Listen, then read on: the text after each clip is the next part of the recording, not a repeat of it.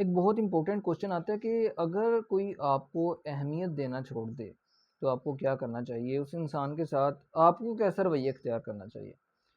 اگر کوئی آپ کو اہمیت دینا چھوڑ دے نا تو میں کہتا ہوں کہ آپ بھی اس سے شکایت کرنا چھوڑ دیں کہ وہ آپ کو وقت نہیں دے رہا، کیوں نہیں دے رہا۔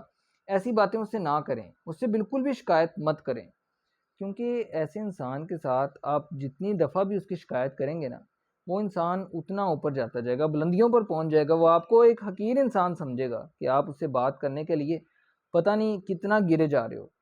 دوسری بات کہ آپ ایسے انسان کے ساتھ نا خاموشی اختیار کر لیں، اسے کچھ بھی نہ کہیں، اسے اس کے حال پر چھوڑ دیں۔ جب آپ اسے اس کے حال پر چھوڑ دیں گے نا، ہو سکتا ہے کہ وہ انسان واپس اپنی نارمل لائف کی طرف آ جائے، آپ کو دوبارہ وہ اہمیت دینا شروع کر دے۔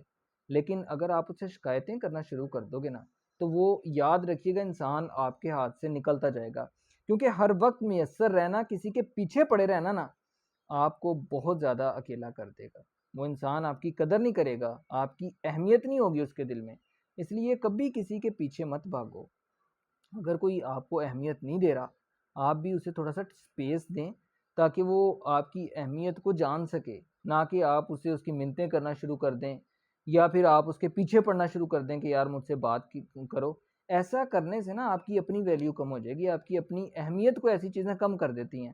اور میری ایک بات ضرور یاد رکھنا کہ جو بھیک ہوتی ہے نا، بھیک میں خیرات تو ضرور ملتی ہے، لیکن کسی کی محبت نہیں مل سکتی، اور نہ ہی آپ کو آپ کی عزت بھیک میں مل سکتی ہے۔ اس لیے کبھی بھی کسی سے محبت کی بھیک مت مانگیے گا۔ جس نے بات کرنی ہے، جس نے آپ کو اہمیت دینی ہے نا، اس نے آپ کے ساتھ لازمی بات کر لینی ہے، چاہے وہ جتنا مرضی بزی ہے، چاہے جتنا مرضی بزنس مین ہے۔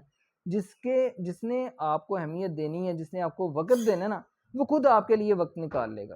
اور جس نے آپ سے بات نہیں کرنی نا، وہ پھر چاہے آپ جتنی مرضی کوشش کر لیں، وہ مصروفیت کا بہانہ بنا کے آپ کو ایک نہ ایک دن اپنی زندگی سے باہر نکال ہی دے گا۔